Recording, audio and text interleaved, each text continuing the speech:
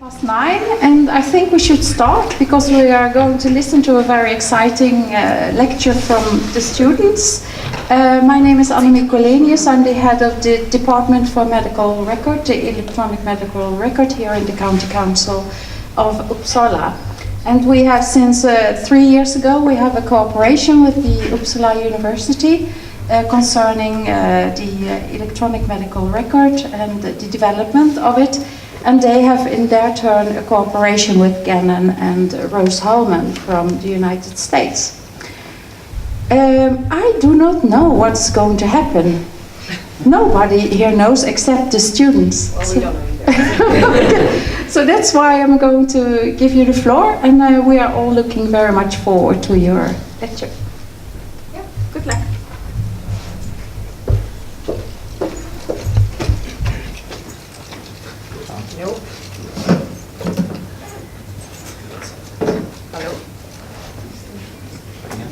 Now? Yes. Hi. So, welcome to this seminar about envisioning healthcare in 2025. First of all, we would like to say that we were not prepared to use microphones, so in case we want to use microphones, notes, and the clicker at the same time, this will be quite difficult, so please oversee that. And then I would like to thank you all for being here today. My name is Michaela, and I'm here today together with Laura, Anders, Jack, and Mark. And we, as part of an interdisciplinary course, have worked together with Akademiska in order to see how we can leverage the current and future technologies in different industries to empower the patient and to improve the quality of care. Well, who are we then? Well, we're students from Uppsala University. Yeah. Rose Holman Institute of Technology and Gannon University. Our background is mainly engineering or some other sort of computer science. And as can be seen on this map, we also have a broad international perspective on things. So the technology usage in this world is growing, and the way to use technology in different ways is in constant development in order to improve everyday tasks and to help people do more efficient work. Well, since we have various technical backgrounds, we also have a different view on healthcare. And therefore, we are not limited by the present boundaries of healthcare regulations. Today, we will present technologies from various areas and how they can be applied in healthcare. We aim to answer questions such as, how can drones and artificial intelligence be used in order to improve the work for medical professionals? How can the gaming industry influence the patient experience? And what communication technologies can be used in order to create a better communication between professionals and patients? We answer these questions and several more by creating diverse ideas of how that can be applied in healthcare. And after introducing these ideas, we encourage a discussion where we want to hear your feedback on our vision. But how did we approach this vision then? Well, first we had to understand the issues with the current system, and we did that by talking to a lot of medical professionals. After that, we could explore the opportunities with different technologies and then develop ideas for different scenarios. These people will tell you more about that and much more. But first, we want to show you a short glimpse of our vision with this video. Imagine healthcare in 2025. What will it look like? What can we do? 9 years ago, we didn't have Google Maps, nobody had heard of the cloud, and the iPhone was yet to be introduced. So how can we know which technologies will surface in 9 years' time? We've seen many innovations in healthcare over the years. Other parts have remained mostly unchanged. In the case of an accident, help needs to get there as quick as possible. Instead of relying on someone else calling the emergency number, a gadget can automatically send out a distress signal to alert the emergency center. They can in turn notify people with medical expertise nearby via notifications. People close by can usually get to the site of the accident before the ambulance can. With their expertise, the injured person can get help faster. Information is key in accidents. The more information the doctors and nurses have, the better and faster they can provide the needed help. Information is also very important at the emergency department itself. There is a lot of information to keep track of: the patient status, history, location, and more. To keep track of the patient at the hospital, a bracelet will be provided to each patient. With this bracelet, you can see exactly where the patient is, and when you scan the bracelet, you get information about the patient and his or her condition. Right now, you can easily order clothing, food, and other services from the comfort of your own home. In the future, it should be just as easy for you to get in touch with a doctor. If you feel ill or are concerned about certain symptoms, you should not have to go to the closest primary care center and wait for long periods of time until you could potentially meet a doctor. By using a simple booking system, you can schedule a virtual meeting with a doctor. This way, wherever you are, you can use your computer, tablet, or other device to ask your doctor for help. Naturally, we can't expect to be able to diagnose all health issues from a virtual meeting. You can express and discuss your concerns, but the doctor might still urge you to meet him in person. Sometimes, you just have to wait for the flu to pass. In other cases, it is clear for a doctor what issue you might have. When the doctor decides that you need some kind of medication, he can send it to your home. The hospital might be far away, or you just feel too ill to go to the hospital to do some tests. In order to save time for both you and the medical staff, some tests can be taken at home. You can then take the home test and send it back to the hospital. If necessary, the doctor will get back to you with the results from the test, and this all without ever leaving your home.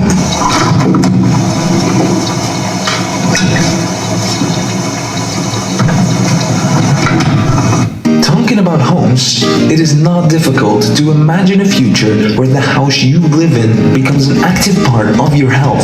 We already have robot vacuum cleaners, smart fridges, thermostats, and lights. Smart homes aren't the future, they're already here, and we should embrace the possibilities they provide. All this technology around you can help you stay healthy. The air vents can detect diseases and warn you. Sensors in the toilet can recognize abnormalities and alert you. Your fridge can help you by telling you which groceries are fresh and help you eat more healthy. These are just a few examples of what a smart house could do, and the possibilities are endless. Together, the sensors in smart houses can prevent and even detect diseases in the early stages.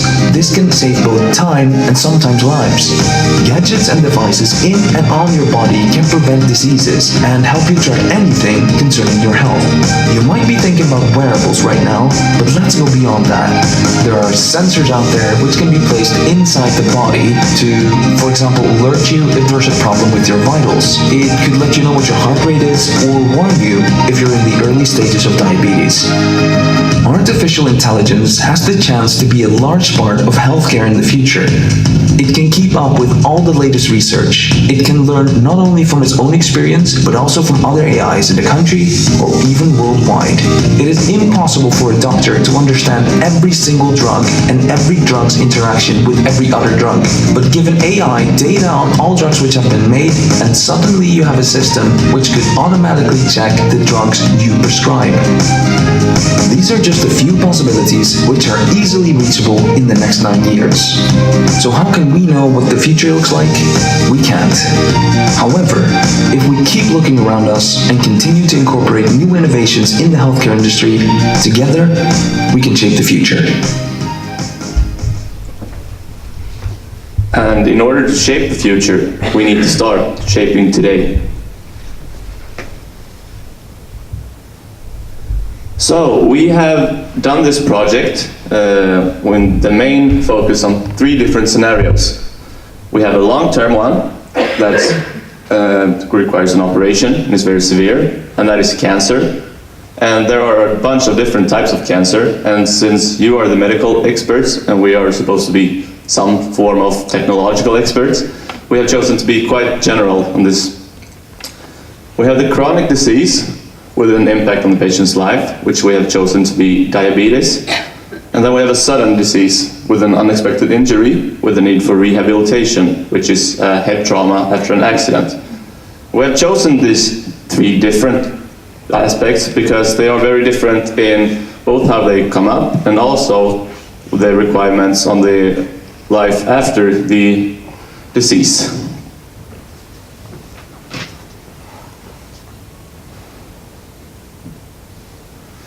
So the first one, cancer. It's 2016 now. The cancer is spread out throughout the globe very much, sadly. I feel quite confident in saying that everyone here knows someone, or knows about someone at least, who has cancer. That might not be very hard to tell since most of you work in a hospital, but anyway.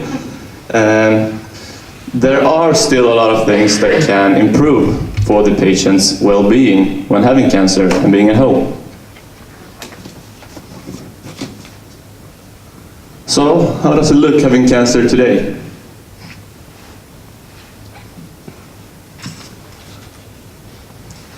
The first step is finding the symptoms of the cancer. This goes on with the doctor, or no, not the doctor.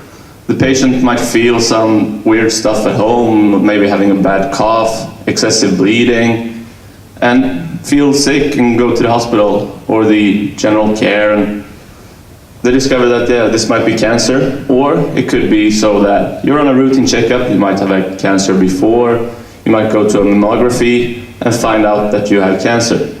Next step is diagnosing the cancer. Which kind of cancer is it? And how well known is it? Is it a very special kind that we don't know anything about? So the doctors have to take a lot of different tests, samples, check values, scans, and then use all of their knowledge to diagnose the cancer. After the diagnosis is the treatment. Again here, doctors need to put their knowledge to the test and decide, are we going to do operation? Do we do chemotherapy? Do we combine?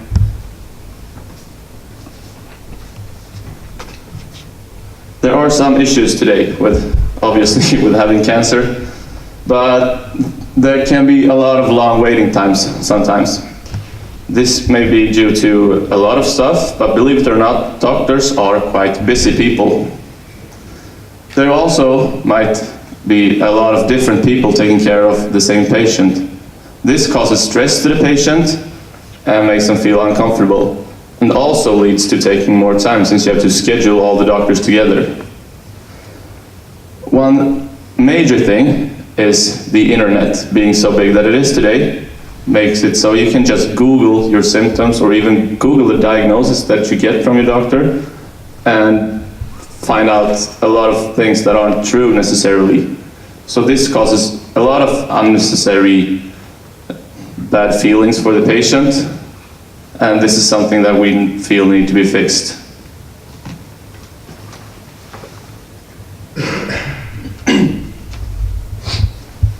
So, you have cancer today.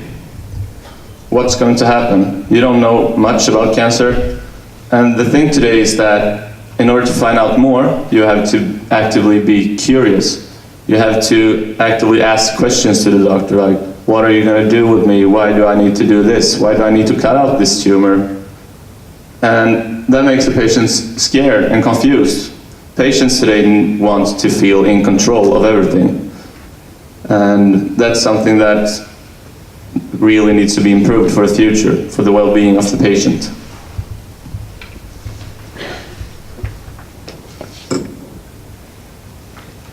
So, you had an operation or started therapy of some sort, you come home again, and what is the worst part of having cancer? Is the cancer the worst part of having cancer, or could it be something else?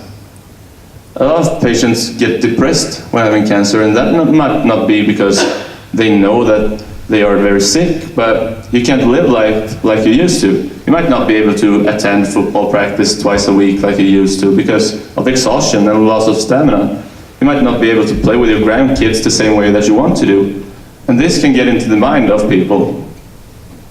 So people are depressed and anxious, and this is really bad because, say, a man with prostate cancer has every different sorts of issues. He might have incontinence issues, impotency issues, and this is something that a man feels ashamed of talking about. And they are even so ashamed that they don't want to get the information that they need.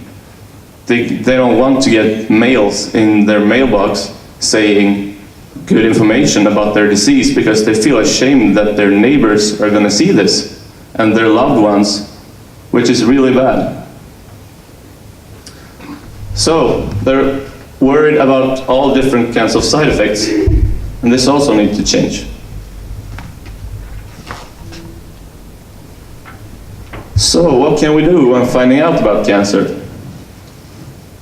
One big thing that we looked into is the artificial intelligence. We will, in the future, hopefully, there will be some sort of major database, hopefully spread out across the globe, where all patients are journalized and recorded, so you have a lot of information that you can access. So an artificial intelligence can find information that a doctor might miss. I mean, the internet is so big today, there are so much information going up every day that a human can't possibly keep up with everything. But a good artificial intelligence can quickly and efficiently search the entire web and databases and records that are saved and help finding out cancer from different symptoms. And also help diagnosing, like, which kind of cancer is it.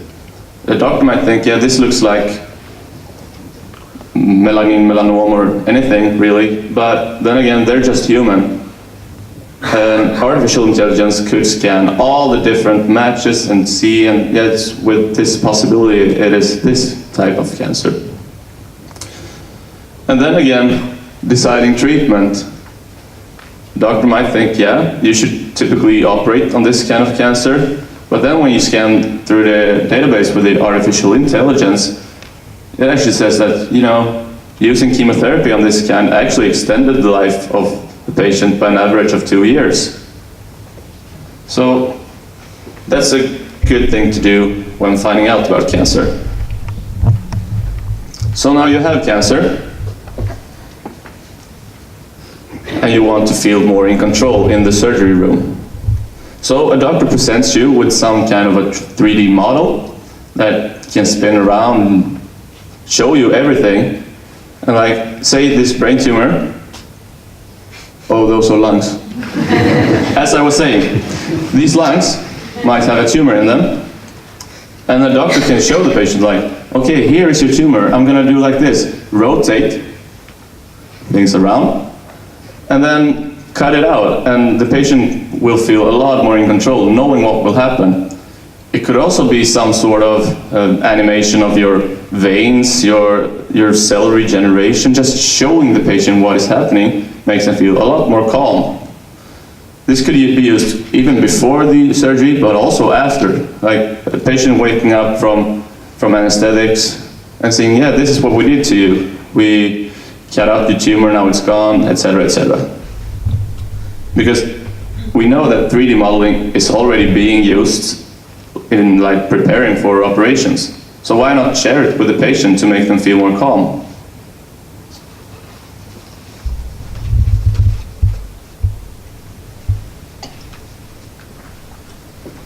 And then you have to get home from the hospital. You have cancer, this is going to be a big impact on your life, but we want it to be something that you can manage. So the things we came up with is when you leave, the doctor directs you to a kind of forum for like-minded people with the same disease that you have, so you can talk about your problems with someone who understands. And this will make the patient be more able to open up, feel comfortable about talking about his or her issues. But also, since it is a doctor who gave you the information, you will know that you can trust what's there. So there won't be any misleading information like, oh, this symptom, you're gonna die in 2 days. I did. Or probably not I did, because you wouldn't be able to post that. And then also something that we found was that you can have a video checkup with patients that you know from a long time earlier. Say that they live in a small village somewhere, in some way away part in Sweden or anywhere. They might not have a big hospital, they might even not have a local clinic. But even if they do, you can be sure that they even have a cancer specialist. So they have to transport their cancer patients to a big hospital, which takes time and a bunch of money. And with a good technology in 2025, we feel that you can have a good video, good audio, and just a quick checkup with your doctor to see that you make your exercises properly, you use your inhaler properly, or anything that the doctor has instructed you is done in the correct way. And also, that we're going to get into a bit more, there's hopefully some smart houses in the future which will also help recovery.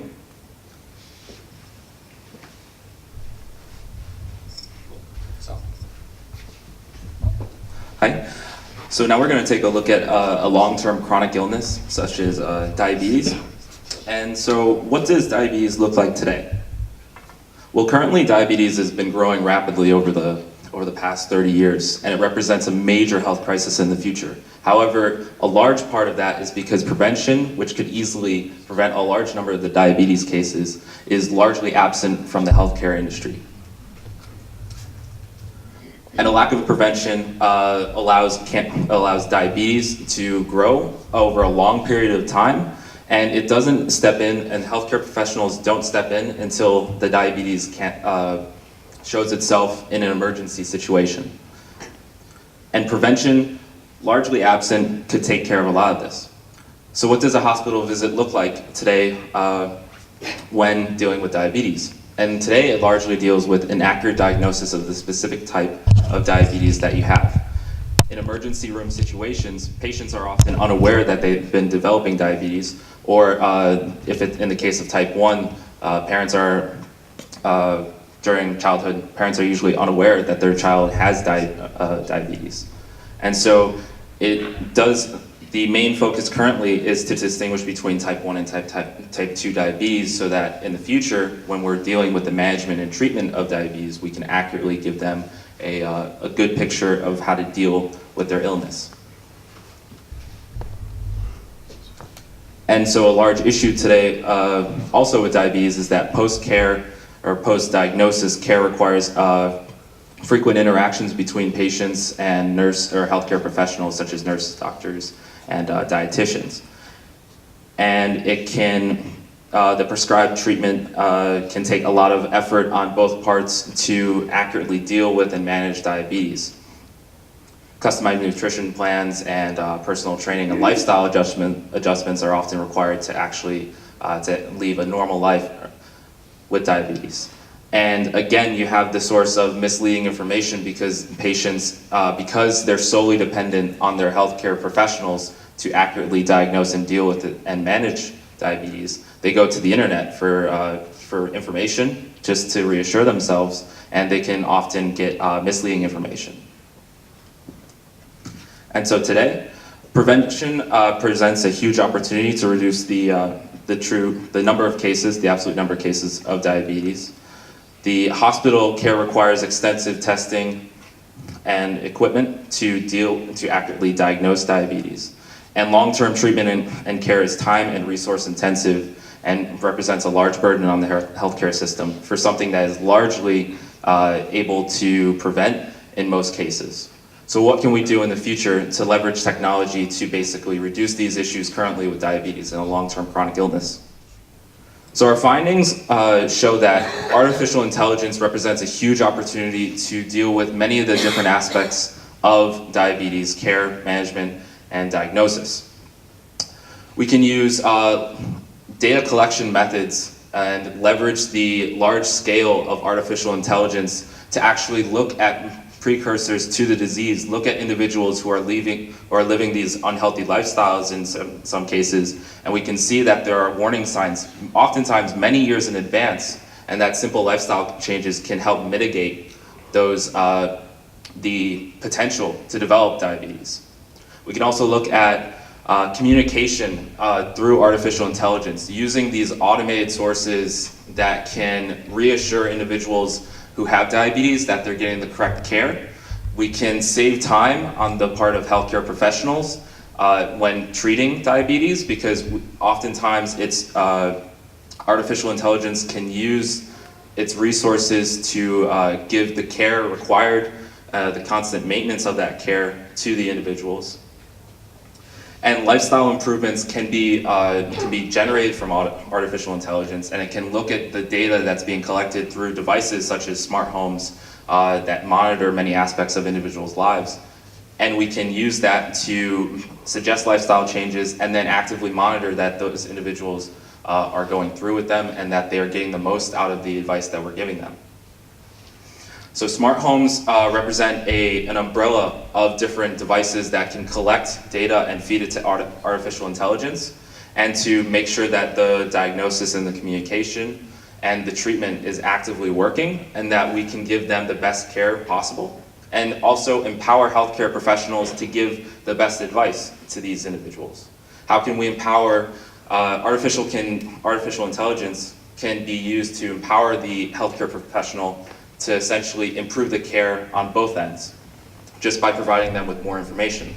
And self-monitoring allows us to give the patient control over their disease, and to really allow them to see, yes, I'm on the right track, yes, my treatment is working, and yes, I know where I'm currently at with my disease and how I'm managing it.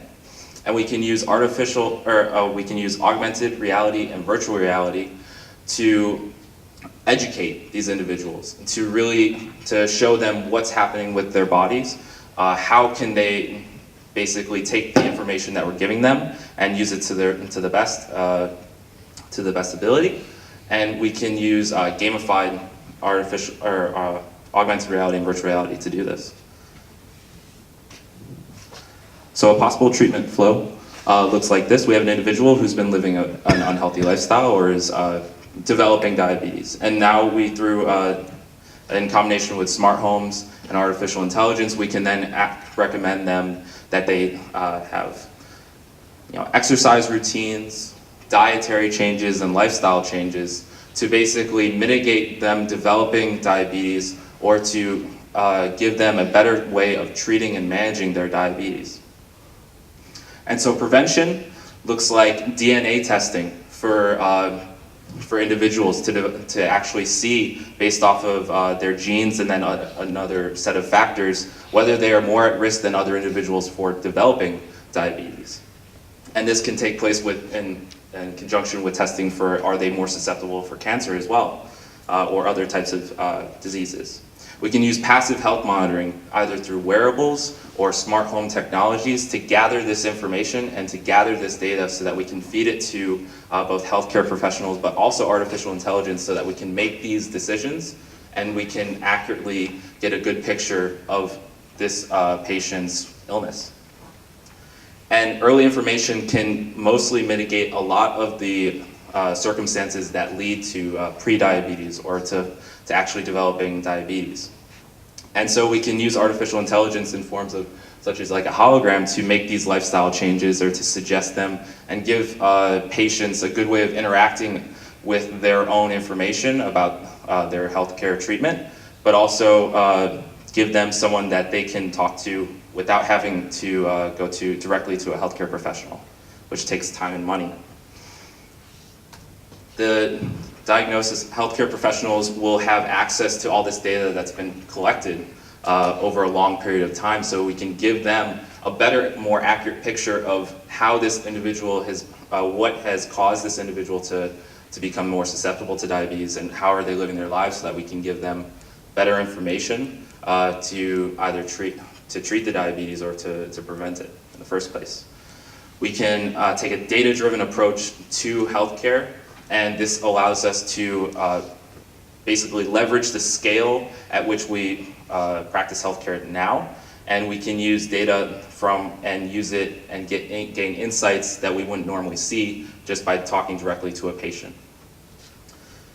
We can also use diabetes self-testing techniques to provide access to the information. If a patient doesn't necessarily have access to smart home technologies, we can give them self-monitoring kits or self-testing kits, so that they can know whether or not, okay, I do need to go and see a healthcare professional and start tackling this. And we can educate, again, using different types of gamified learning, or different techniques of simply educating people about the risks, about the warning signs, and to give them a better idea of, okay, I do have diabetes, what needs to take place, and what should I be doing? And so diabetes management can become it can become centralized. We can offer a dashboard app that says this is the entire picture of your illness, and this is how we can treat it. Through that, we can use artificial intelligence and smart home technologies to, again, provide artificial intelligence and healthcare professionals with data about their life, and to offer different recommendations and different types of things that they could be doing to manage their diabetes. We can give them constant access to care resources, which is a very big part of what Andesh talked about. Individuals, they're anxious, they don't necessarily understand or what's going on constantly with their bodies and the way their healthcare. So we can provide them with access both through video, like Skype calling, to their healthcare professionals, but also through artificial intelligence, such as chatbots, so that we can allow them to answer questions that they may have about their illness or about their treatment.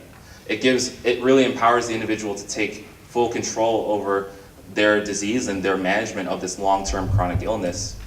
And we can limit the amount of misinformation that they may get from other sources, such as the internet, where it might be untrue and it might exacerbate concerns about their illness. And this is all in conjunction by using artificial intelligence for communication so that we can improve the quality of care that we're giving to these individuals. So in 2025, passive monitoring emphasizes early action against diabetes. Access to health data empowers the individual when treating diabetes. And it reduces the long-term cost and requirement of resources to treat individuals with diabetes by using scalable technologies such as artificial intelligence and mobile applications to basically reduce the cost of the treatment by not having to have individuals go to outpatient care or hospitals.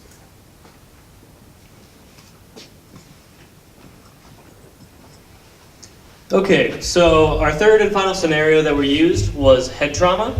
And by this we mean more the case of a blow to the head, an accident, playing sports and getting an injury that way, less of a stroke causing long-term injury. So what it looks like today is the accident occurs, like I said, in many different ways. So it happens, and then if the patient happens to be alone, then there's not much that can happen because they're alone, they don't have anybody to contact help.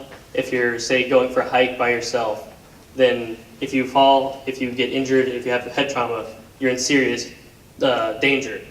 But if you're with other people, then usually help will get contacted somehow. And when help gets contacted, due to the nature of the world, an ambulance will take time to arrive. And these minutes that the ambulance takes to get there are the most important time. Because when an injury first happens, that's when the most can be done to prevent even more long-term damage. So when the ambulance is coming, you're usually advised to not move the patient because head injuries are often associated with neck injuries as well. So you need to be able to stabilize the neck. You need to know what you're doing very well to be able to help the patient early on. So the ambulance comes and picks up the patient and brings them into the hospital. So when you're at the hospital, the crew from the ambulance must inform the hospital as much as it can about what happened. And if the patient is unconscious during this time and nobody saw what happened, then that can be a serious issue because you don't know exactly what happened, so you don't know the severity, so you have to go through the diagnosis process, which can be MRI scans, CT scans. It really depends on what happened or what you think happened. And as the patient stays in the hospital, they can be there for a long time after they wake up because if they, say, lose function in their legs from serious brain trauma, then they have to relearn how to live their life. They have to realize what they can and can't do anymore.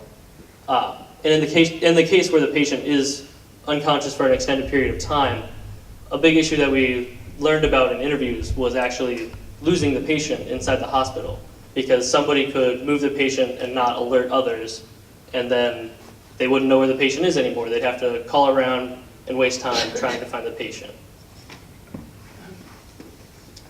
So after some time in the hospital, the patient goes and they either go to a rehabilitation facility or they go back to their home for rehabilitation. And this process of rehabilitation can really take a different amount of time for different injuries. It can take a week for a minor concussion. It could take months. It could take years. They could never fully recover from their brain injury.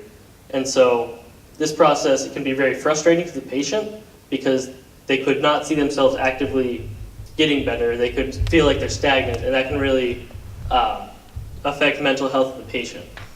And so after this happens, when they do recover to a point where they can go home, where they can be somewhat independent, they have to change their lifestyle a lot if it's a very serious injury.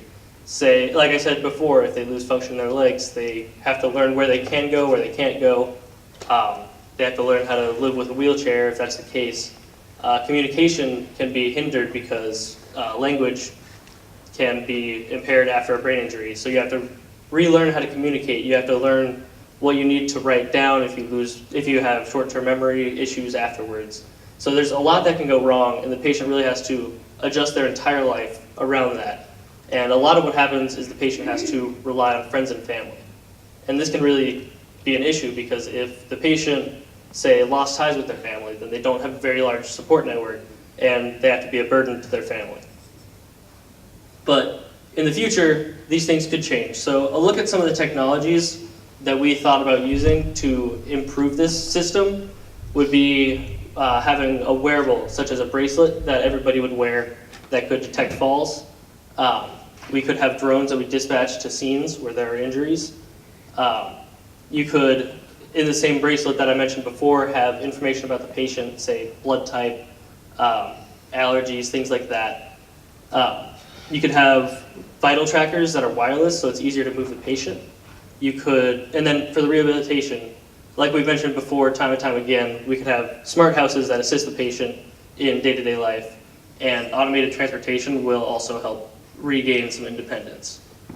So in the accident phase, the wearable device would be able to detect a fall, and actually even just last night they announced, a university in the United States, Purdue, announced that they are working on a phone app that takes a video of an iris and flashes light into it and detects how it changes and how the pupil dilates and can detect concussions. So you can see that this stuff really is happening. It's going to come, and it'll really help. So the wearable will emit a signal, and if the patient is fine, they can turn the signal off before it calls the hospital and wastes time, because that's something that we really want to make sure doesn't happen, because like we said, time is valuable, especially for doctors, because a lot of people rely on them, so we don't want to waste any time that we have. And then if there is a distress call that goes out, it will notify anybody that the patient puts in their emergency contacts.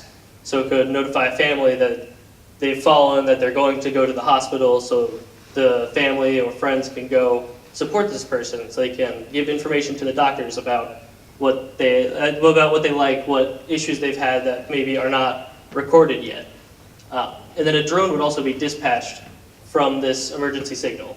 And the drone, you could have drones throughout a city so that response times for the drone is low. And this would solve the issue of if they're alone, because if they fall, this way the EMTs would not have to go searching for the person. They would just know from a GPS signal in the bracelet, go here, the drone would see it, survey the scene, see if it's safe for the EMTs to go in. And then if there were bystanders, the drone could even have a speaker, camera, it could carry first aid equipment so that bystanders could get instructions of how they can help, how exactly to stabilize a neck when you need to get somebody to a safer area. And allowing bystanders to do first aid would really allow the ambulance to be quicker, it would speed the process up, and it would save valuable time for the patient. So when they get to the hospital would have a feed of the drone the whole time, so they would know more information than they know now. We would have to spend less time communicating the details of what they know to the hospital staff. And when they first get there, we would attach wireless vital trackers. So this way there's less wires, there's less machines that the patient is directly hooked up to. So you'd be able to move the patient around easier. You would need less people, and that would free up more time for doctors. That's a point that I'm going to keep hitting on. And when they get there, they would scan the wearable and gather, like I said earlier, it would gather blood type, allergies, past surgeries. This way, say the patient is already on blood thinners. If you feel that you may need to give blood thinners, you know, though you don't, it could cause a stroke, it could cause worse issues, and that can really, and having that information would really have a safety net for the patient. And then also, another thing that would happen was, as the video said, the patient would get another bracelet from the hospital. And this would have high accuracy GPS or RFID in it, so that you would always know where the patient is. You would always be able to find the patient quickly and easily. And this solves the issue that we found of patients getting lost when they're unconscious and not knowing where they go. And as that picture shows, it's actually, the bracelet is projecting a screen onto the arm of the person, and you could use this for an unconscious patient, so when they wake up, they actually know what happened. Because sometimes memory can be impaired from what happened in the incident, and this could help tell the patient, you're in a hospital, you're being treated, it can really comfort the patient. And another way that we could comfort the patient would be having the wearable that they always have store information about music preferences, like I said, family, so they can be there to support them, and just have the room that the patient is in, have it able to accommodate for the patient, have it play their favorite music, have aromatics that are comforting for them, so they don't get stressed out about being in a hospital. It's a more pleasant experience. So in the rehabilitation phase, like we've said time and time again, smart houses are very useful. They're on their way, and they're important to understand.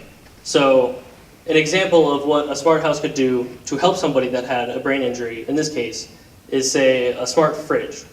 So this fridge could track what groceries the patient has. It could track how long the patient's had those groceries. And it could even order groceries for the patient when their food supply is running low, because an issue that patients can have when they have short-term memory issues after head trauma is remembering that they have to go to the store, remembering what they need from the store, remembering when they got things from the store. So this could really eliminate all of those issues from the patient's life. And this is just one example of how the house could help. And to make sure that the patient doesn't fully rely on that they really do get better, that they improve, you could even have the system automatically taper off and adapt to how the patient is doing. So that way you don't rely on this piece of technology for the rest of your life. It will let you take back control of your life. And another way that we can bring independence back to the patient in a huge way is automated driving. So when a patient gets head trauma, usually their response time is delayed. I had a teacher, for example, that was in a bad car accident at one point, and he slowed down a lot. It was noticeable. You could tell that he wasn't as quick on his feet as he used to be. So when you're, say, driving or walking in a road, this can be a real issue because you're putting yourself in danger. If you can't respond to the stimulus or the danger quick enough, then you could hurt yourself again or even kill yourself. So in this case, automated cars would really help. There is even a car system called Kangaroo that is specifically designed to allow people in wheelchairs to just roll into this small electric car and then say, okay, I need to go to the doctor's office. And this allows people that don't have the same mobility to be able to drive, to be able to be independent, to not rely on their family, as I mentioned before. And so this would really take a lot of the burden off, and it would especially help with the mental state of the patient, because they wouldn't feel like a burden. They would have their independence. They would be able to do what they want to do. They could go to a park if they want to. They wouldn't have to call their family and say, I want to go to a park, can you take me? It would just be okay, let's go. You have independence, you can do what you want to. So that's really a good way to keep the patient happy, to help their mental status.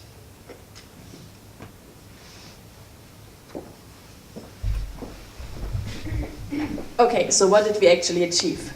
As you had heard in the beginning, our goal was to envision how healthcare can look like in 2025. What we did, we used our technical background to see how modern and future technology could actually improve the patient experience in the future. We did that on the 3 scenarios that you have just heard. We do not assume that these scenarios are to any point complete, but our goal was to use different technologies and to put them into a scenario where we can actually see how it can look into practice in the future.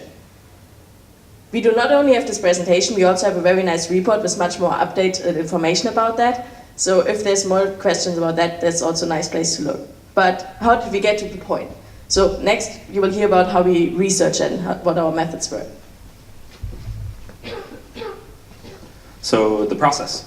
So through a series of interviews and job shadows, we interviewed and we basically found out what do you healthcare professionals and patients know about the current situation today. What can we learn from you guys that we can leverage our background and then your information about the current situation to change that. So through a series of interviews where we looked at, what is the patient's perspective? What is the doctor's perspective? What do IT specialties have to offer on these perspectives, their thoughts? And basically through a different set of countries, so both in Sweden and back in the United States, which have very different perspectives as well. Like we basically took all these ideas into a big melting pot and it produced a really, we think is a unique perspective, but also we believe that it could be more useful to professionals in the healthcare industry. So in the numbers. So we conducted 34 interviews and 26 individual hospital visits to basically get that perspective and to produce a report and also this presentation. Broken down, this means we talked to over 72 medical professionals, 24 patients, 13 medical students, 8 IT professionals, and 4 politicians. And so it's a wide variety of individuals. They all interact with the healthcare system in a different way and at different points and in different scenarios. And so I think this produces a much more robust report in terms of what we can offer, in terms of what it's going to look like or what we think it could look like in 2025, and it makes it a lot more useful.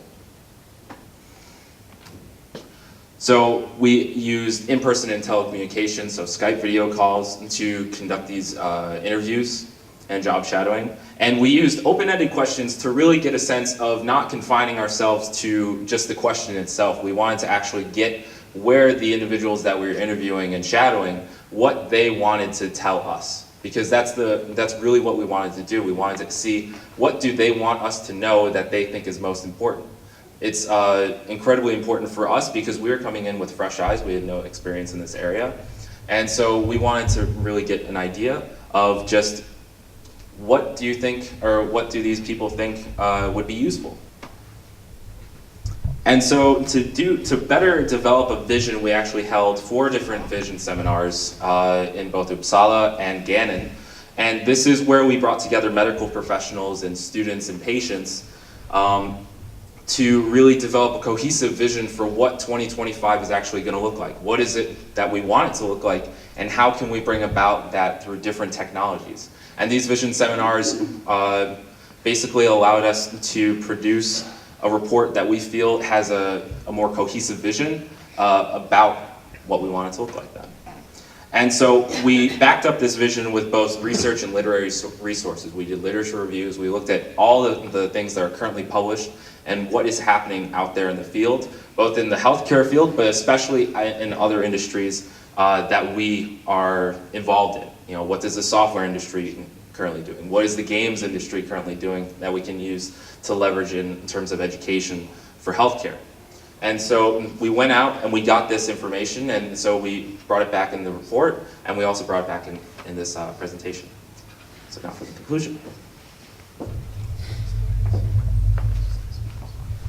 Okay, now you have heard a lot about our ideas and how we have been working. This part will be to put our goals and our ideas into a perspective and to see some discussion points and some future work that we see as open points. First, I would like to give you a short summary of the different solutions to see what research we have been done and how we came up with it. So the first scenario that we had was cancer. The problems that we mainly saw there were long waiting times, missing or less patient involvement that reduced the confidence, and also the feedback that patients were looking for. Our vision for 2025 for this scenario was that we had tools for better communication. We did that on the example of 3D visualizations that are already used that can be put into a different scenario.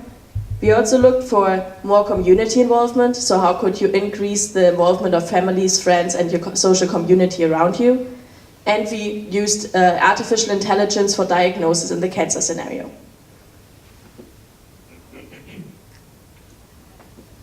The second one we looked into is diabetes. Currently, diabetes does not have real part of prevention, and it has a visible influence on your everyday life. And the next point we saw, again here, communication and information is key. Having an internet with a lot of unreliable information makes every disease more complicated. Our vision for 2025 for diabetes is that we have more smart homes and self-monitoring. There is currently a lot of technology in development, like contact lenses that measure your blood sugar when you wear them, or just stickers that you can put on your arm. So the monitoring will be much less invasive, and you will have less intrusive diabetes care. So it will be much more in the background, and it will not influence your life that more. So it will be much more invisible. And we also saw artificial intelligence as a layer between the data collection that you have at home and the healthcare professionals on the other side. Because we do not see that you just send all the data that you collect at home to the doctors, but there needs to be something in the middle that filters all that information. So if you have something in the middle that knows what has been happening in the patient's life, that puts all the data into perspective, this is something where you can provide necessary and important information to healthcare professionals. Do not just tell a doctor, this is the whole life of a patient, but say, on this day, this day, this day, there was something wrong. Please look into that. So we saw artificial intelligence here as a layer between the communication. This also can improve the direct communication that patients need in order to feel more secure. In the UK, they already have chatbots where you can just send your data to artificial intelligence and it provides you with answers. This is something that, especially with chronic diseases, can help you a lot to feel much more secure and much better. So if you just send your data, or the data is sent automatically, and you just send questions, artificial intelligence could, based on your data, find out what actually happened. Much better than if you just Google it. And you will release the work from the doctors in this moment. And what we also looked in are new ways of interacting with healthcare. So we took the examples of holograms that you just have walking around at home that could help you in your home and directly give you feedback there. If you think of a child that could have a small teddy bear running around in the kitchen telling you how to behave, or adults where you directly have someone who gives you feedback on what you are doing. So how can we make healthcare more personalized, and how can we improve the everyday life of every person? And the last one is head trauma. The problems we saw here is with accident that we have slow reactions. If you go hiking in the forest and you fall, it's not really good if no one finds you. And also, if you do not have your passport with you, identification is another problem. And communication, if you fall, who's informing your family about that? Here we saw a lot of improvements that can be done by easy technology that's currently there or that's developed at the moment. If you just take the example of drones, what's done by the police or by different retail stores, you can combine these approaches to use it in healthcare. You can survey the situation, you can deliver first aid stuff directly to the situation, and you can use speakers to inform bystanders how to actually react in first aid situations. Because who actually knows how to help somebody in this situation? You would create a much better confidence by actually having someone telling what to do in the situation. And by wearables and by all this information, we can have a much more data-driven and personalized help. So if I have my favorite Spotify list on my wearable and I come to the hospital, my hospital room can be much more like my personal home. I do take away the fear of being in an unknown environment, but actually be somewhere where I feel secure, where I do not feel alone, and where I can have much better well-being because of that nice personalized environment. And of course also here we said communities and my social surroundings is very important for me to get better. Okay, as you have seen in all the scenarios, communication and information is key. So what we wanted to do is we wanted to have a smart usage of the patient data. And we also wanted to create new ways of interacting with the patient. So for all of these, we saw the patient in focus. For one reason, because we are all patients, we are not medical professionals, so that was much easier for us. And also because we see as healthcare as one experience. You are one patient who experiences the whole process of healthcare at once. You do not just go to the hospital and you forget everything before and after that. Healthcare is what belongs before and after the hospital as well. So we looked at the whole process for every patient.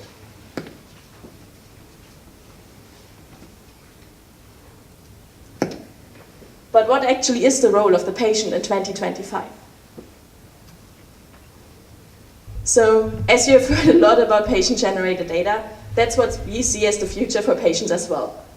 There will be a shifting power structure by patients providing their own data. If I measure myself, I know much more about myself. I know much more about my own health. I know more about my family's health. So the information is not just longer only coming from medical professionals, but it's also coming from the patients. So we have kind of a bottom-up patient information that is coming up and that needs to be taken in consideration. So what we see as goal for the future is that we have an informed decision-making and a discussion between patients and medical professionals. If I have a good discussion based on information with my doctor, I not only feel much more secure, but I also will make the life for the doctor much more easier. Because if I know what's going on in my life, I can answer questions and I can interact much more qualified with the doctor. Yeah, this reduces the cost as well. So yeah, this is good for everybody. And we also saw that patient empowerment is a topic that's worldwide important. As you have seen, we looked into Sweden and the US, but we also looked into other countries. We looked into Germany, we looked into the UK, but we also looked into countries as India. Patient empowerment is important everywhere because the time that medical professionals have is limited. So how can you leverage the power that patients currently are having by having their own data? And how can we put this into the healthcare system to reduce the time that is put onto professionals, but at the same time have a higher quality in care? In the US, there is, for example, a system called Open Note, where doctors open the notes that they have about patients to the patients. And numbers have shown that 80% of the patients actually open their notes, and 2/3 of these people really felt better and understood the information that they have seen there. So it is growing, it is coming now, and it will be the future, that patients should have access, and that is something that will improve healthcare. But how will our solutions improve patient empowerment? So you heard a lot about artificial intelligence, smart houses, and now we want to bring it together. What we see as patient empowerment are the following elements.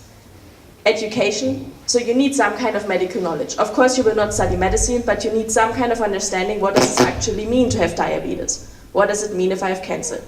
To go away from the scary thing of Googling something and always dying, but to actually know what it means. Next point, transparency. If I'm in a hospital, I want to know what's going on. I do not just want to sit on a hospital bed, wait for someone to collect me, but I really want to know, where am I going next? What is the reason for this? What might be the different results?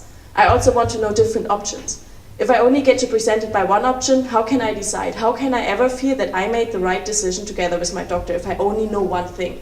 I should have the full range of options together discussed with the doctor in order to feel better.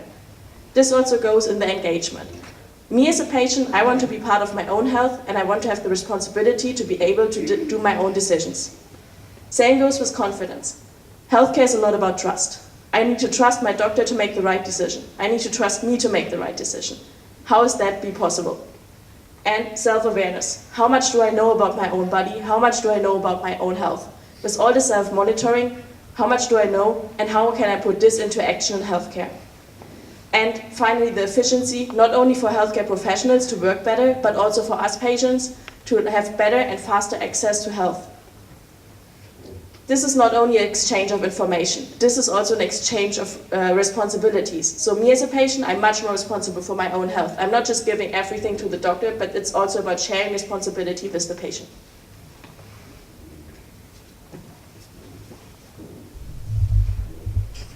So what you see here is a list of the solutions that we have talked about so far.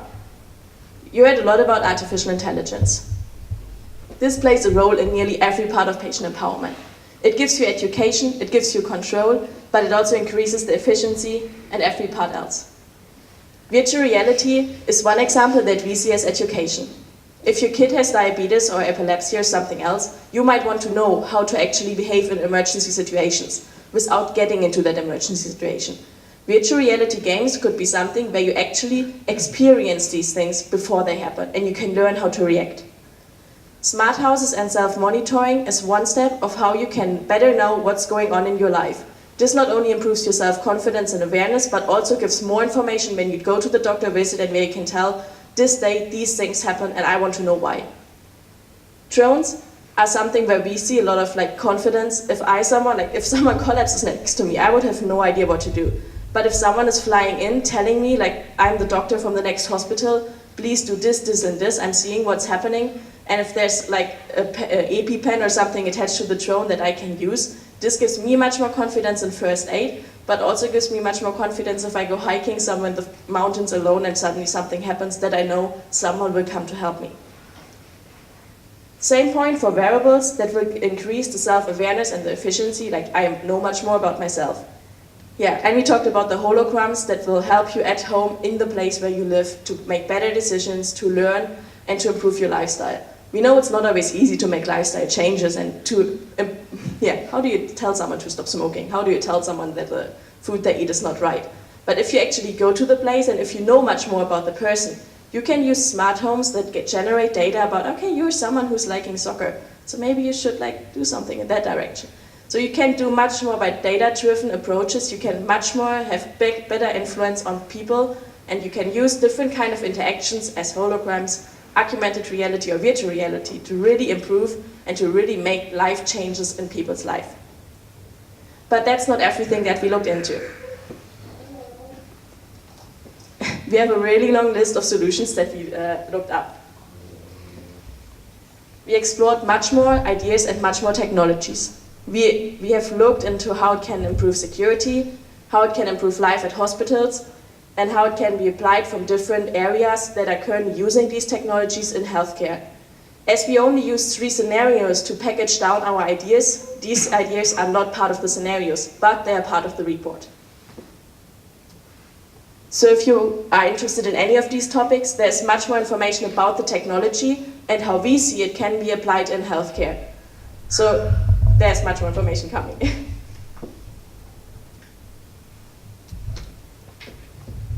Yeah, as we looked into a lot of technologies, we also looked into a lot of issues. But we did not have the time or the knowledge to go really deep into everything. The first point is rules and regulations. Of course, in healthcare, laws are playing a major role. But we could not go into the current laws for the reason of time, but also because we did not want to have that as a limitation. Laws in healthcare are changing quickly, if needed, so we just said, who knows what's going to be in 2025? We just built our vision, how it can be, and then we will see how laws come up. Next point is security. Data-driven approach, yeah, nice, but security is a big issue. We looked into some technology that can be used from banking sectors and other areas in security, but it was not our focus. So that's what we have it in our points, but you will never be able in that time to really figure out how security can work with data in that healthcare system. As you have heard now, we do not have a medical background. So, of course, in the scenarios, there might be times when you just sit there shaking the head, yeah, that's obvious. For us, it might not be. We have a technical background, we do not have a medical background. The good thing with that is we think outside of the box. We do not come from the healthcare bubble, we are from outside. This might bring us some totally new ideas, and I think together that can be good achievements. Next point, yeah, Akademiska is situated here in Uppsala, so we have a Swedish perspective. We are looking at how it looks in Sweden. We had international perspectives by bringing in other countries and by looking at how other countries works. So we talked to people in the US and Germany and other countries, but the perspective was on Sweden, and yeah, that's also something we need to consider. And the last point, technology in 2025. We do not know how it will look like. We do not know what technology will be there. As you have heard in the video, technology is developing super fast. We just took technology that is there at the moment, that's currently developed by big companies, but we do not know how 2025 looks like until it is 2025. So, yeah. Okay, future work. We have some open points for you that you might want to consider and that you might want to think about.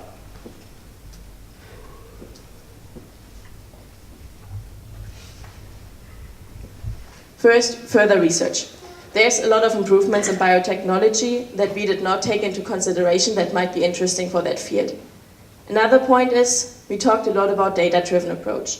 We talked about how that data can be used in medicine, but we did not talk about how this data could actually be integrated in the MR. So we more saw it as a holistic approach. How can it look like? What data is there? How can it be used? But we did not technically say how it can be integrated. This is something that further needs to be researched. Another point is, we are talking about patient focus. You saw we talked through some patients, but there's a lot of more patients to talk to. There's patients from different diseases and different areas. So further research, talk to more patients. Same, like we really like the vision seminars. It was a very good insight for us to talk to healthcare professionals, to medical students, and to patients to see how they actually see the current system and what they see as the vision for the future. We would recommend everybody to just do these vision seminars because they were really great, they had good insights, and next time, yeah, we didn't have enough time to do them really long. Last point is the in-depth of the use cases. So we only had a very short overview of how cancer, diabetes, and head trauma look like. As said, we do not say that we go in depth at any point, and this is something that might be valuable for the future as well. Last point, questions. Whatever we did, there's always this question of cost of implementation. So how could you actually make things happen? Who is paying for it? Who is paying if you do not act, if you prevent diseases to happen? This is a point we left out, but this is definitely something that is part of the question. So yeah. The last point, legal issues. 24/7 monitoring is something that will raise legal issues and that will need laws in the future as well. If I monitor myself for 24 hours, do I own that data? How can I provide access to someone? Can my doctor see it all the time? Can my parents see it all the time? This is like a lot of security, a lot of ethical, a lot of privacy questions that are connected with data-driven approaches. We just raised out like the nicest things, how it could look like. There's a lot of questions to answer about ethics, rules, and regulations. And the last points are, we do not know, as mentioned before, what laws and what medical devices are coming up, and it might take some time for them, but yeah, that's something that might be questionable in the future as well.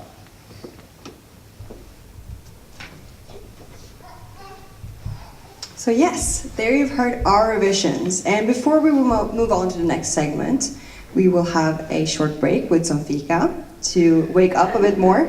And I'm sure that you have a lot of questions and other thoughts that have popped up in your head while we had this presentation. So please write those down, and after the fika we will together talk about this.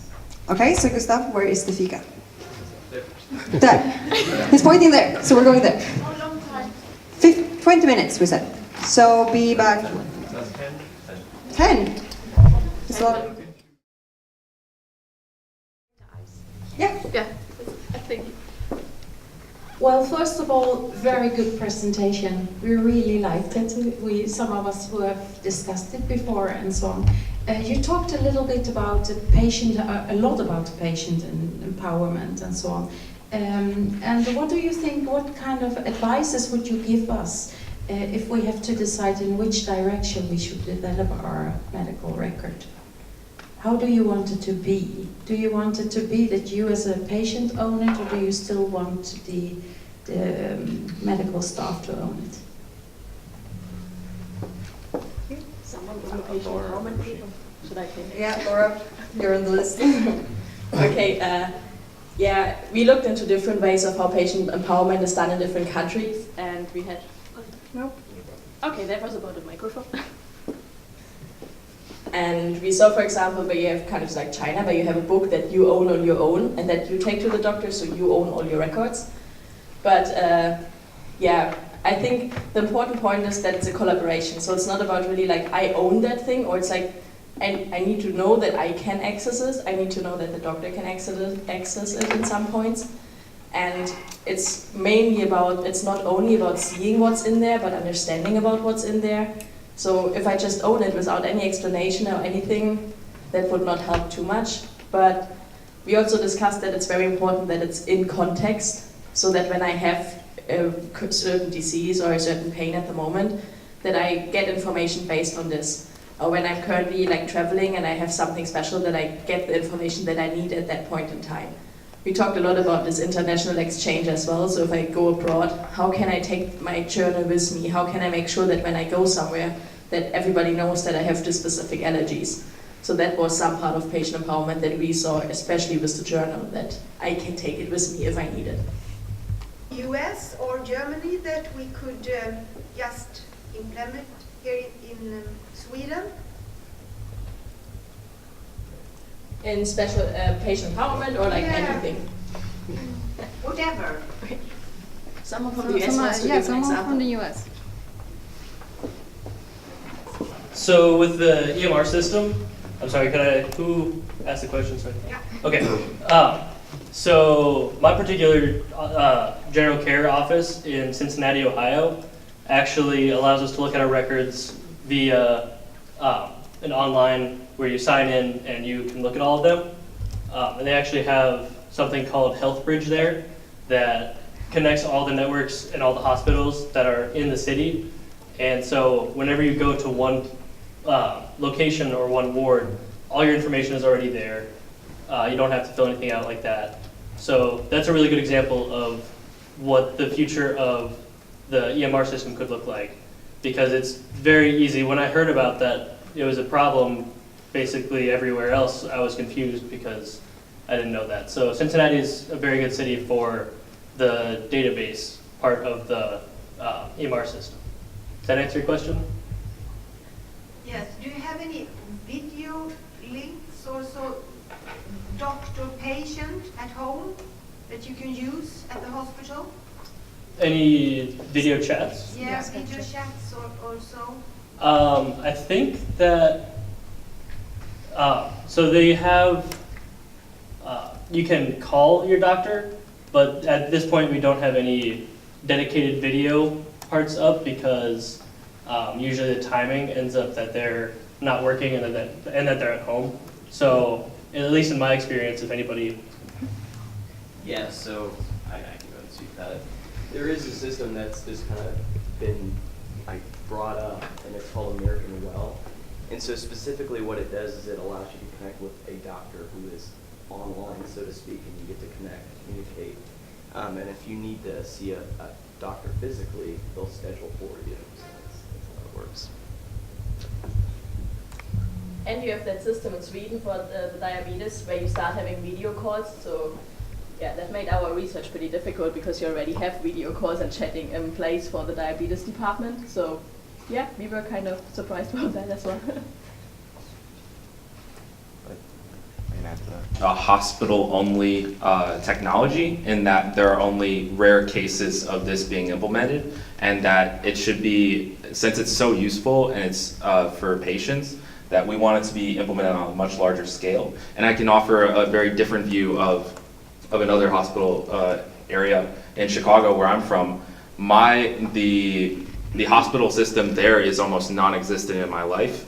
Having grown up there, but then moved away, like I have no idea where my records are or which hospital has them. So it's very much only if you're lucky and you have a good hospital system around you. But in that cases, most people are left out completely of these these technical changes that in other industries, for example, it's so easy to just talk to somebody over Skype, whereas in the healthcare industry, a large part, it's non-existent, and people are still working off of paper records. So it needs more large investment and broader push, we feel. Who's responsible for the patient? Because if you do a lot more, like if you focus a lot more on prevention, and you have patients who not only have one diagnosis, but lots of different diagnoses, like in my mind, you can get a lot of, you really need to think about how to organize your healthcare and which doctors is responsible for what. You envision that each patient has their own doctor that they primarily go to and have contact with, and or what have you thought about this at all when you're working with your projects? Do you understand the questions? When you'll dealt with doctor-patient interaction. You want to take it? Tim and you are the ones. Sure.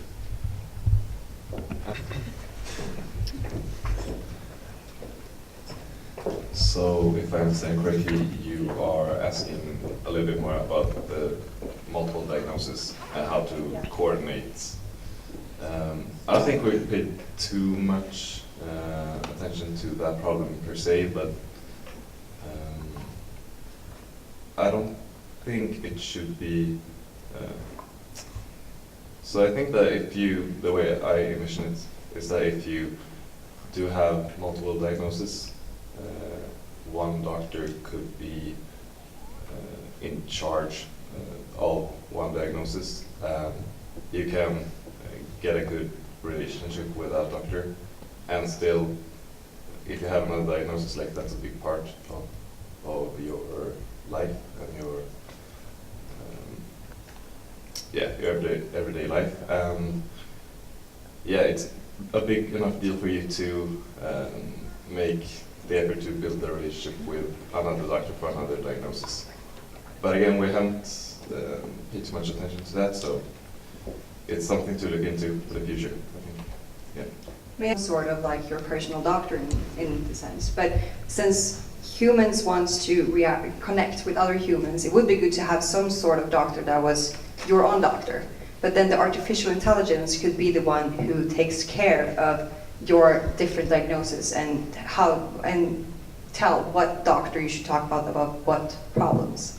So the artificial intelligence would, in that case, be your personal doctor, and then from other doctors, combine that to become your doctor. If that makes sense. Are there any areas you looked into and rejected that you have not presented for us here, and you thought, well, this is not usable within the healthcare sector? Well, not only areas, but more specific technologies and so on. But you don't mean in the report either, like that we just rejected? Yes. Does anybody know anything that they've rejected? I take the silence as a no, so. Yeah, I think most that we really looked into. the question? Is there any technology unleft, anything that we saw did not make sense in healthcare? So that we look into any technology that we did not apply in any way in healthcare. I think we have everything connected. Did you hear that? Yeah. Thank you. These all kinds of devices and technology inputs. How should an EMR be constructed to understand?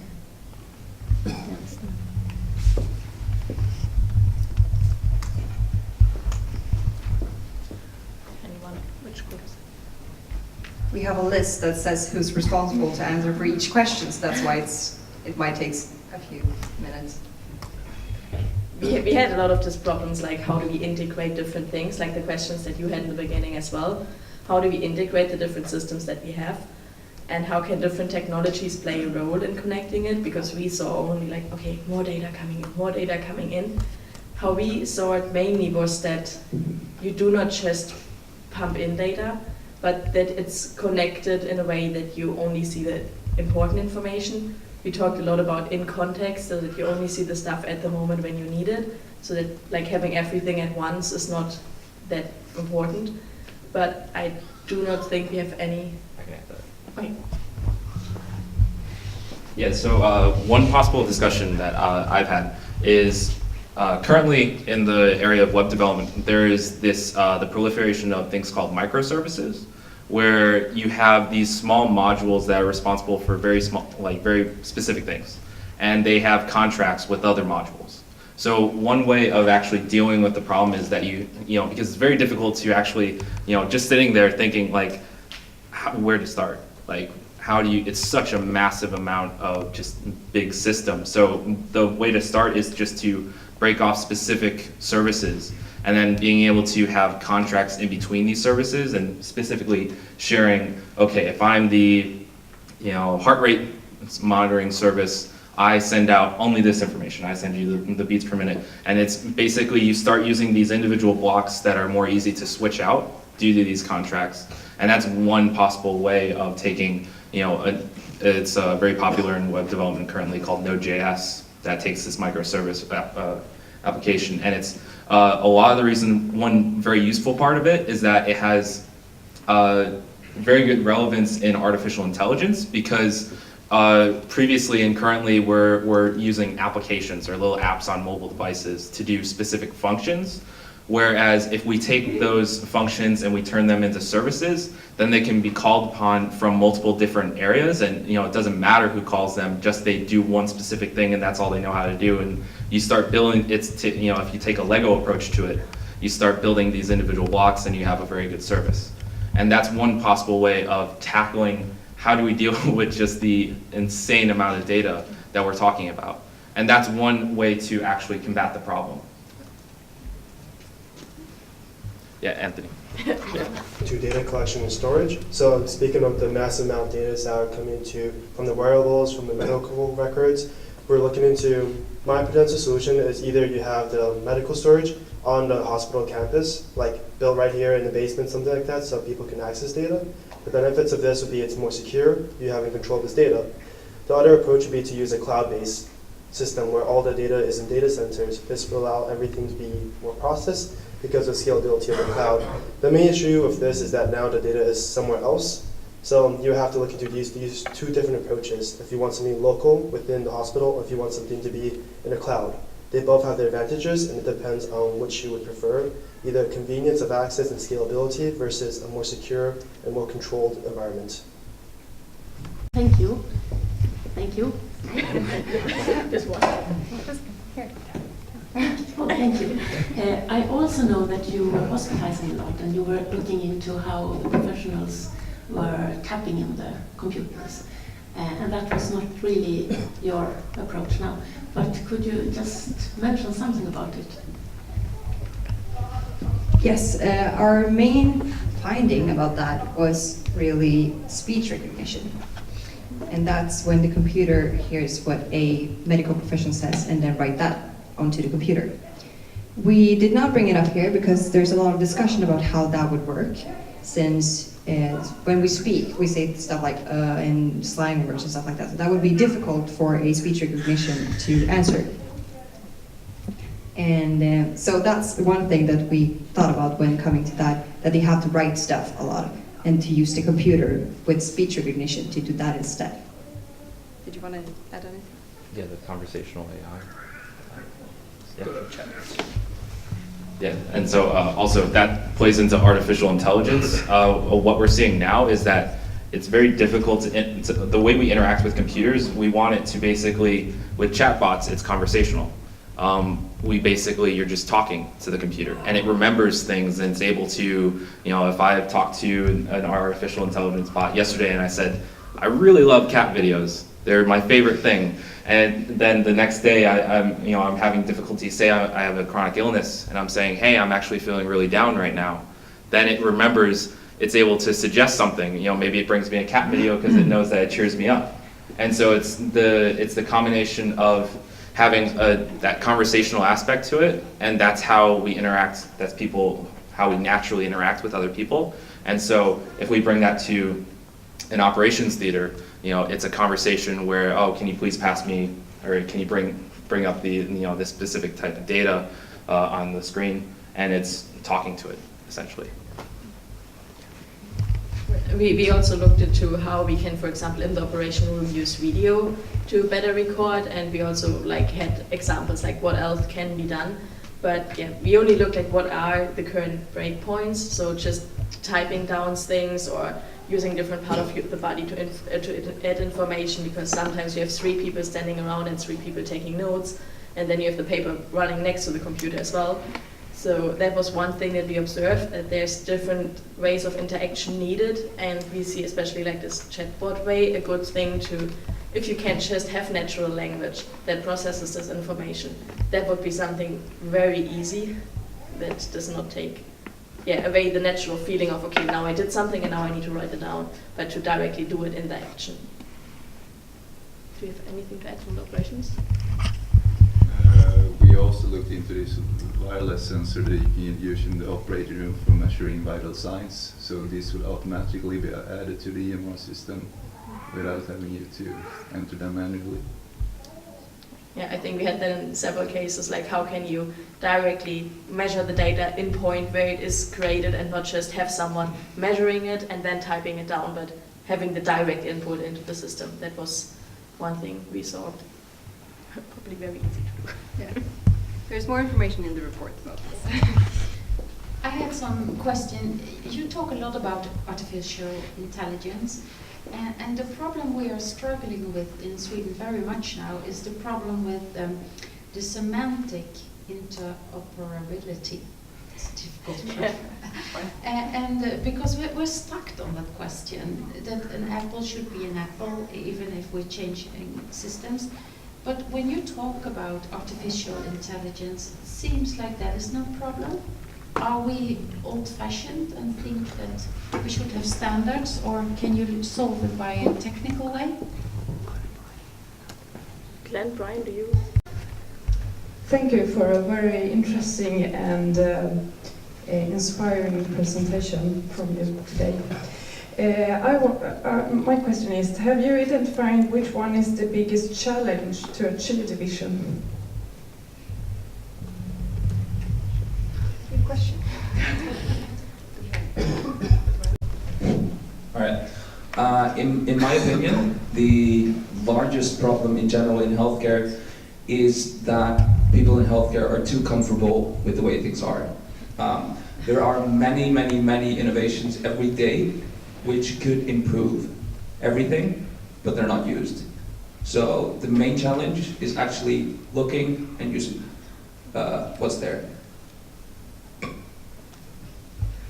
In the healthcare system here at Uppsala University Hospital, I must say I'm not at all happy with how things are today, and I would very much like to use the different solutions that are available, but the legal issues are stopping me currently. I mean, simple things as email conversations, Skype phones calls and such are legal issues, could actually hinder me or permit me from having Skype conversations.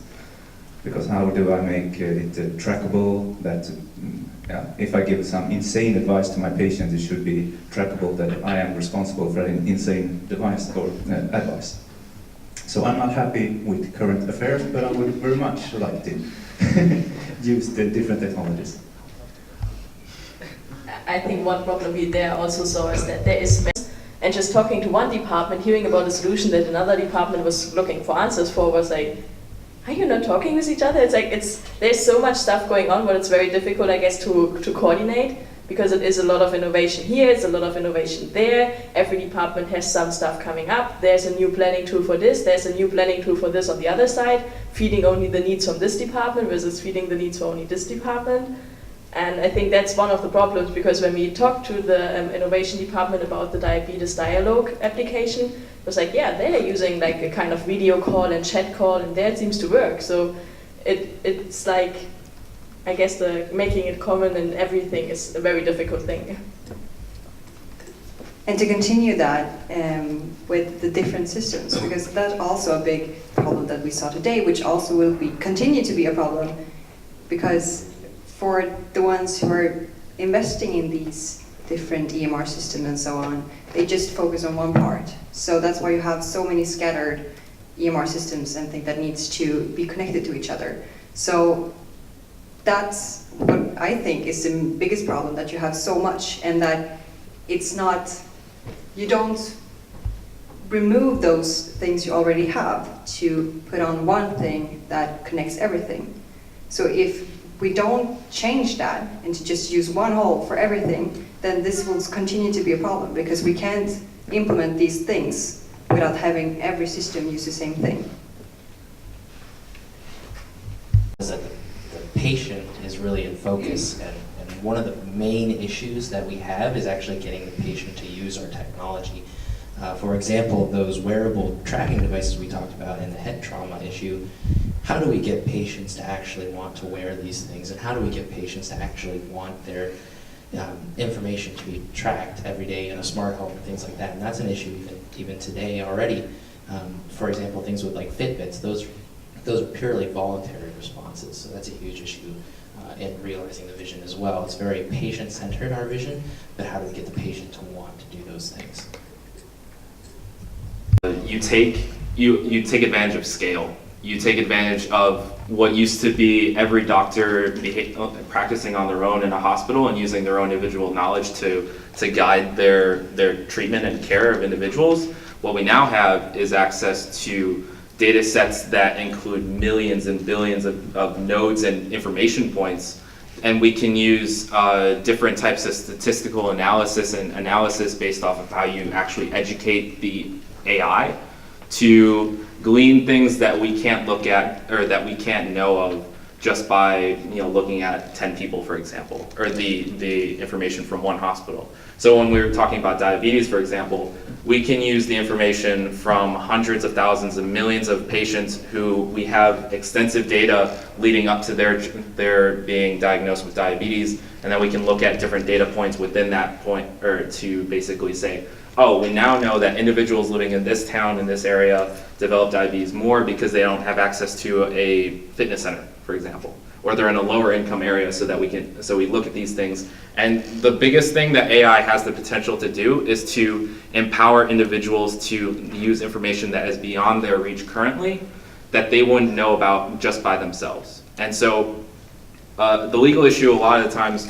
with AI is who has the responsibility when it comes down to it. And it does, as Rushi pointed out, it does depend a lot about what type of AI you're talking about from a technical standpoint, because there are AI that you just teach and it's kind of a black box and you don't know how they work or how they come to that decision. So it's how you design that AI and what the purpose is. And it all starts with just small little pieces of, you want this AI to do this, and then you're supposed to grow and build it together. And when talking about an EMR and how you're supposed to actually make it all work together, the best way to do that is to develop a framework in which how you talk about these services interacting with each other.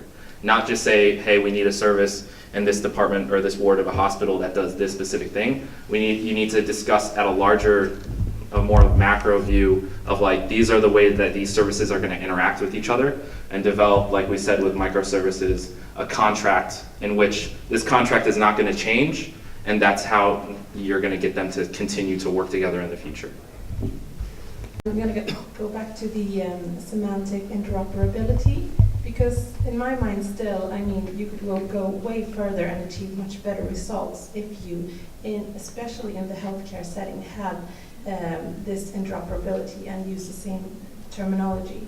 I understand, as far as when I listen to you, I understand that, okay, you can use statistics and you can try to map things with each other, but to me, it sounds like semantic interoperability could get us much further than if you just use statistics and guesstimate. Do you have any comments, or yeah, do I understand it correctly?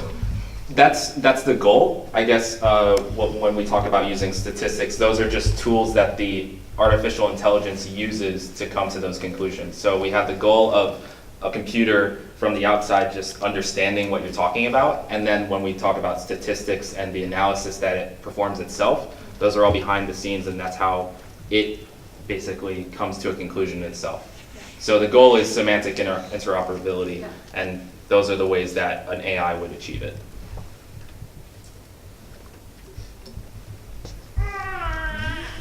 Issues. And of course, one of the key points within understanding many of the legal issues, of course, it always takes us a much longer time to change our laws relative to new technologies. But the issue comes back to that all of these transactions, even the drone flying out and shooting video of, a crash site or something, all of those have the potential of being legal documentation. And so then the question is, what is the medical record itself? Where does the record begin? Where does it end? And those are not fundamentally technology-solved issues. But one of the things now that I heard in multiple settings from these folks is many times the law asks those to be written or writable. But in fact, most of what the medical interactions that are happening are visual or have some other form of data, like when you touch a patient or listen to their heartbeat or have that data coming in off of whatever device it is, like the Fitbit or more complicated things.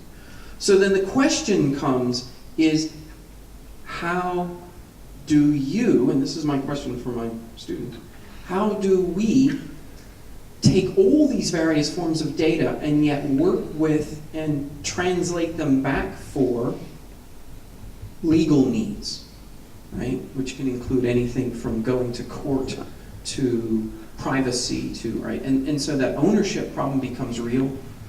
So what have you guys kicked around in terms of that?